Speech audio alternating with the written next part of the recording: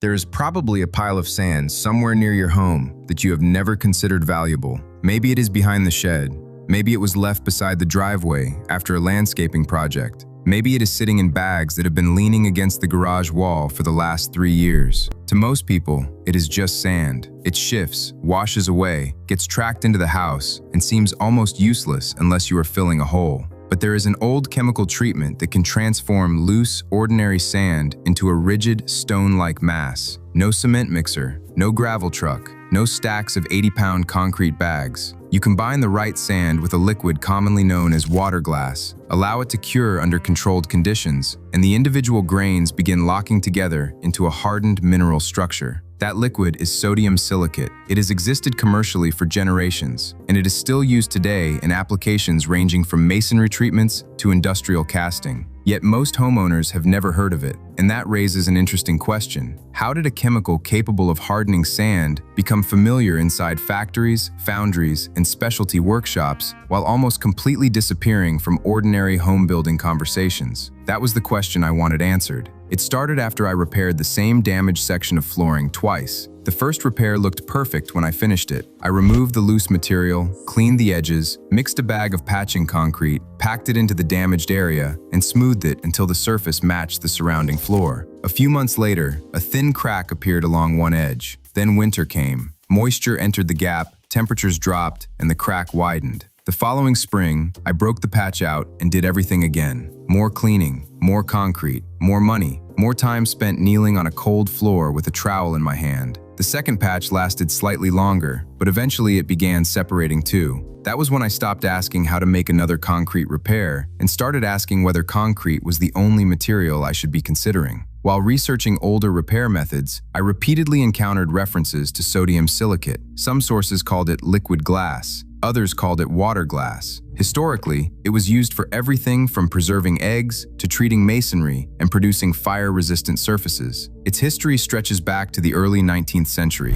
when chemists learned how to produce soluble silicate compounds from materials containing silica and alkali. In its liquid form, sodium silicate usually looks clear or slightly cloudy. It does not look powerful. It resembles a thick, slippery syrup mixed with water, but appearances are misleading. Sand is largely made from mineral particles containing silica. Sodium silicate is a dissolved silicate solution. Under the right conditions, the liquid moves between the sand grains and gradually hardens, creating mineral bridges that connect one particle to the next. Think of loose sand as a room filled with thousands of separate stones. Normally, those stones can slide past one another. That is why a pile of sand changes shape when you step on it. The silicate treatment fills portions of the empty space between those stones and forms hardened connections throughout the mixture. Once those connections develop, the grains can no longer move freely. Instead of behaving like a pile, the material begins behaving like a single body. That is the basic principle. However, this is also where exaggerated internet demonstrations can become misleading. Pouring a random chemical over a random pile of wet sand will not automatically produce a flawless structural slab. The type of sand matters, the concentration matters, the depth matters, compaction matters, temperature, moisture, curing conditions, and the intended use all matter. That is why your first experiment should never be the foundation of your house or the floor supporting a vehicle.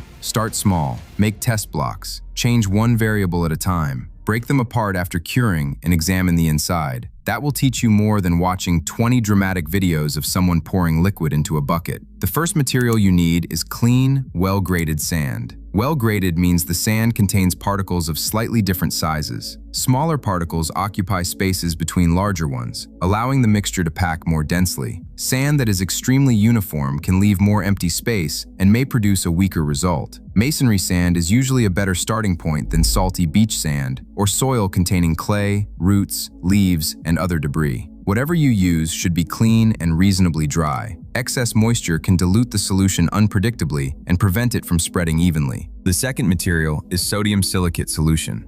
It is sold in different concentrations and chemical ratios, so two containers labeled sodium silicate may not perform exactly the same way. That means there is no universal recipe that should be trusted blindly for every product and every application. Check the manufacturer's technical information. Find out the percentage of solids in the solution. Look for handling instructions. Wear eye protection and chemical-resistant gloves because sodium silicate is alkaline and can irritate or damage your skin and eyes. The safest way to develop a workable mixture is through small test batches. Place measured amounts of sand into several disposable molds. Compact each sample consistently. Prepare several dilutions of sodium silicate, labeling every one clearly. Apply a measured amount to each sample and record exactly what you used. Do not rely on memory. After curing, compare them. Did the liquid penetrate to the bottom? Did the sample harden only on the surface? Did it shrink? Did it develop white deposits? Did it remain soft in the center? Could you break it by hand? Could it withstand a hammer tap? The best sample is not necessarily the one that becomes hard the fastest. A highly concentrated solution may stiffen the surface before it travels through the full depth of the sand. That can create something that looks strong from above, but contains loose material underneath. This is one reason controlled curing is so important. If the top dries immediately, the outer layer may close before the solution has distributed through the interior. Older building practices often used damp fabric or another covering to moderate moisture loss during curing. The goal was not to soak the material continuously. It was to prevent the surface from drying so rapidly that the deeper portion never hardened correctly. For a small experiment, you can cover the sample loosely and keep it protected from direct sun, heavy rain, freezing temperatures, children, and animals. Then, leave it alone. Do not keep poking it every 30 minutes. A material that feels firm on the surface may still be developing internally. Depending on the formulation and curing mechanism, meaningful strength can take days rather than hours. Now consider where a material like this might realistically be useful. One possible application is stabilizing the surface of a small shed or storage area where the alternative is loose sand or dirt. Another is creating experimental garden edging, stepping blocks, equipment pads, or non-critical repairs. It may also be useful in specialty masonry work when the product is specifically designed for that purpose. However, there is an important distinction between a surface treatment and a load-bearing structural slab. A small, hardened test block is not proof that the same recipe can safely support walls, vehicles, columns, or occupied rooms. Structural work is governed by local codes for a reason.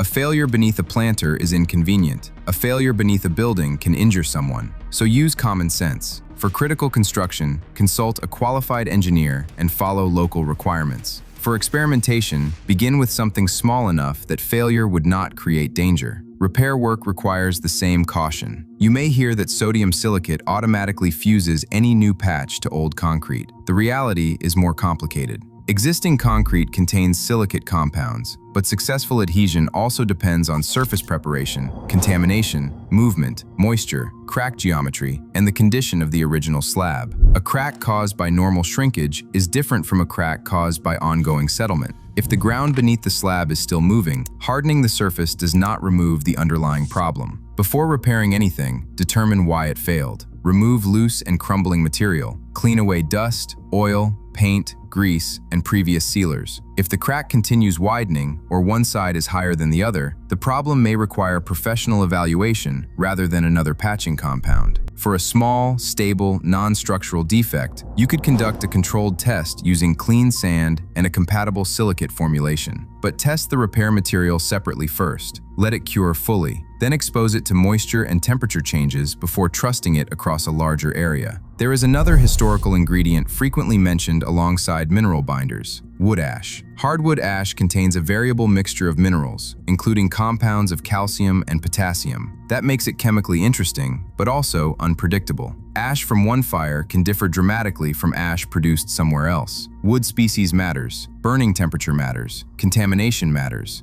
Ash from painted, stained, glued, pressure-treated, or manufactured wood should never be used because it can contain harmful substances. Even clean hardwood ash is not a standardized construction product. Adding it may change setting time, shrinkage, porosity, surface deposits, or durability. It might improve one test mixture and weaken another. So this is another area where experimentation needs to replace confidence. Prepare samples with no ash, a small amount of ash, and a slightly larger amount. Keep every other variable identical, then compare the results over several weeks. Submerge one sample partially in water, leave another outdoors. Keep one indoors as a control. Look for cracking, softening, crumbling, white residue, or loss of adhesion. That simple comparison can quickly expose a mixture that looked impressive on the first day, but deteriorated later. And that brings us to the biggest lesson hidden inside this entire subject. Forgotten does not automatically mean superior. Modern does not automatically mean better either. Some older techniques disappeared because industrial systems favored materials that were easier to standardize, transport, insure, inspect, and use at enormous scale. Other methods disappeared because they were inconsistent, difficult to verify, or unsuitable for modern building requirements. Often, both explanations are partly true. Portland cement became dominant because it can be produced to standardized specifications, reinforced with steel, tested predictably, pumped into forms, and used in everything from a backyard walkway to a skyscraper. That does not mean every alternative was useless. It means an alternative needs evidence before it can replace a standardized structural material. Sodium silicate itself was never truly lost. It remained active in foundries, refractory products, soil stabilization, concrete treatments, fire-resistant materials, adhesives, and industrial processes. What became uncommon was the idea that an ordinary homeowner might use it to create hardened mineral surfaces from local sand. That idea is worth exploring, but it should be explored honestly, not with promises that one bucket will outperform every concrete product, not with claims that every missing document proves an industry conspiracy, and not by telling people to pour an untested mixture beneath their homes this weekend. The responsible approach is more interesting anyway. Take an inexpensive mineral solution with a long industrial history. Combine it with locally available sand. Study how particle size, concentration, compaction, additives, and curing change the outcome. Make samples, test them, break them, expose them to water, leave them through a winter, document what survives. That is how an old technique becomes useful knowledge instead of another internet myth. I still have the section of floor that pushed me into this research. I did not immediately replace the entire area with silicate bonded sand. Instead, I made several small samples and placed them beside the damaged slab. Some hardened only on top. One became brittle and fractured when dropped. Another remained chalky around the edges. But one mixture cured evenly through the center and became surprisingly difficult to break. That sample did not prove I had discovered a miracle replacement for concrete. It proved there was enough potential to keep testing. And sometimes, that is where real discoveries begin. Not with a secret formula, not with a dramatic promise, with one result that makes you stop, look twice, and ask a better question. So take another look at that leftover sand behind your shed. It may not be worthless. With the right chemistry, preparation, and testing, it might become part of a durable surface, a useful repair, or an experiment that teaches you something most homeowners have never considered. Just remember that the liquid is only half the method. The real method is measurement, patience, and refusing to mistake a hard surface for a proven structure. Tell me in the comments what you would test first. Would you make a stepping stone, a small shed floor sample, a garden border, or a repair block you could leave outdoors through an entire winter? And include your climate, because a mixture that performs well in dry Arizona may behave very differently through a wet Pennsylvania freeze and thaw cycle. Subscribe, because in the next video, we are going deeper into another nearly forgotten home building treatment. This one was used to protect aging masonry from water penetration long before modern plastic coatings filled hardware store shelves. We will recreate it, test it against a modern product, and see which one actually survives. No legends, no mystery records, just materials, controlled tests, and results you can see for yourself.